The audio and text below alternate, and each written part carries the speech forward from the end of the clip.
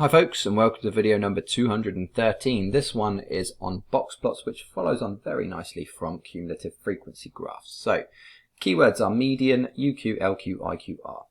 Median is the middle number of an ordered list of numbers. The upper quartile, which is what UQ stands for, is the 3/4 of the way along value. The lower quartile is the 1/4 of the way along value, and the IQR is the difference between the upper quartile and the lower quartile values. So a box plot is a way of representing information. Again, all this data can be represented in a box plot, and all of those are key points in box plots that I've just mentioned, those keywords. They're a good way of seeing the spread of data. To draw one, you will need to know the lowest and the highest values of the data, which will be given to you most of the time. The lower quartile, the upper quartile, and the median values. Mark the lower and upper quartile values on the graph, then mark the median in between them, join them up, form a box, and then join the box to the lowest and highest values with horizontal lines. You may need to compare box plots with cumulative frequency graphs. That's a thing they get you to do sometimes. So please make sure you watch that video as well. They do kind of link very nicely to these topics.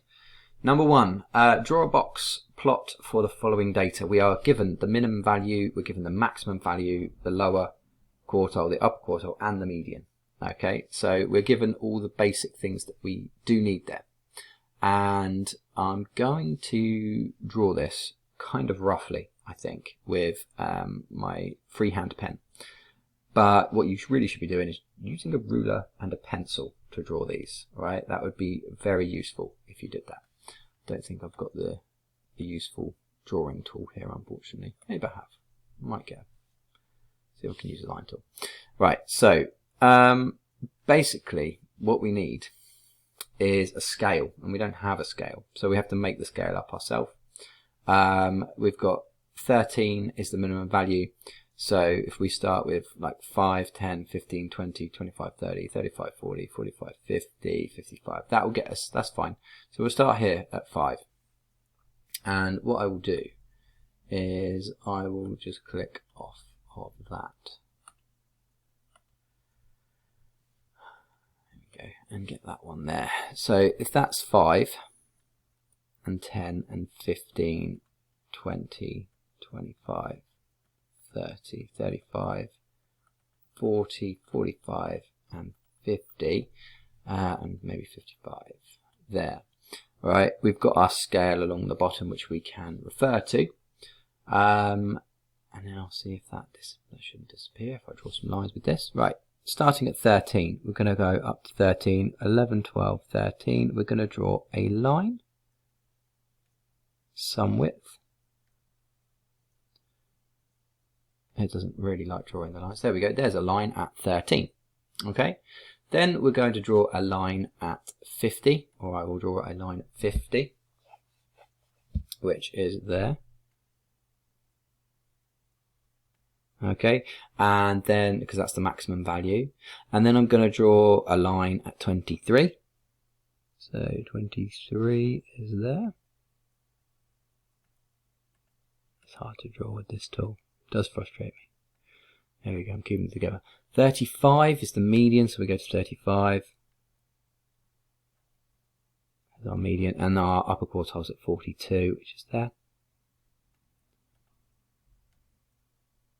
There we go. So what we do is we join the lower quartile to the upper quartile, and same at the bottom, and we've got a box. There's our box, and then what we draw is these whiskers. Sometimes you might hear them called box and whisker plots. All right, might be a bit old school that, but there we go. There's a whisker there and a whisker there, and we've drawn the box plot if it lets me. There we go. Join it all up, and that's our box plot. Simple as that. All right.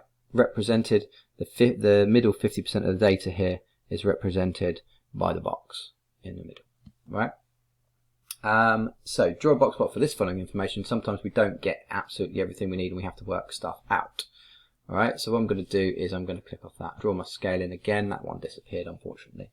But this one we can see goes up to, the range is 40. Okay, so the range is 40, so the lowest value is 5. This is where we have to do a bit of working out. So the lowest value is 5.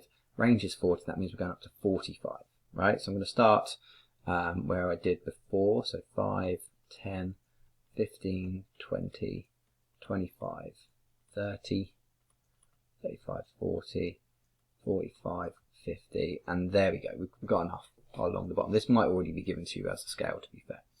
So our lowest value then is able to be plotted at 5. So I will draw that line in. Doesn't really matter how long the line is, to be fair. I'm going to do it a little bit longer because it likes drawing it a bit longer. So there's my lowest value. My highest value, like I said, is going to be at 45. Then, and try and keep these lines the same length. It's really hard for me to do on here. Median 18. Squeeze it in. There's our median. There at 18. Upper quartile is 28. So we'll get that one there. No, that didn't quite go on 28, did it? That one went on, oops, 29. There's 5. There's 45. There's 18.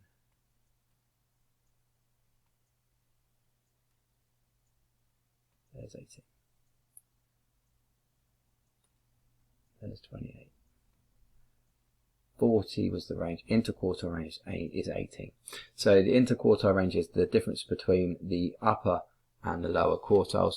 So that means we should have to take 18 off of 28. So taking that off of 28 is going to give us 10. 10 plus 18 is 28. And there we go. We've got our lower quartile value. So we just work it out using a bit of adding and subtracting. It's very simple stuff for you guys doing these topics, this sort of topic, I would imagine. And then just join them up. If we can get a line long enough. Nice if we could, wouldn't it? There we go. There it is. There's our box plot again for that information. Given slightly different information, but still relatively simple. All right, that one will disappear because I will be changing to a different pen. There we go. Now, moving over to the other side, and you will see question 3. Box plot shows the distribution of waiting times at 4 different theme parks, giving reasons for your answers. Which park had the shortest wait on average? So this is just interpreting your box plots now. All right, the median value is the middle of the box. All right, that's our average. That's where our average sits. So every single one of these has a median. All right, we just need to look for the one that's the lowest on the scale. There it is. 4 is the lowest on average. So C, theme park C. And that's really simple, isn't it? Which one had the most consistent queue times? Well, the most consistent, the measure of consistency is the range, or the interquartile range is an even better measure of consistency because it gets rid of the bottom 25% and the top 25% of the data. All right, we're left with the middle 50%, which is lovely. So if we look at the, and in this particular example, the range hopefully will be consistent with the interquartile range answer. That might not make sense at the moment, but I'll help you understand what I'm talking about in a second. Let's look at D, for example. Difference between 9 and 1 is 8. Difference between 7 and 4 is 3. So we've got 8 and we've got 3 there, right? Difference between 10 and 2, that's 8. The difference between 8 and 3 there, that's 5. Okay, just writing the interquartile ranges there. Difference between 8 and 3 is 5, all right, and the difference between these numbers 7 and 5, that's 2. Okay, and then the difference between this is huge, isn't it? That's a big gap. 14, that's definitely not that one. I'm not even going to bother.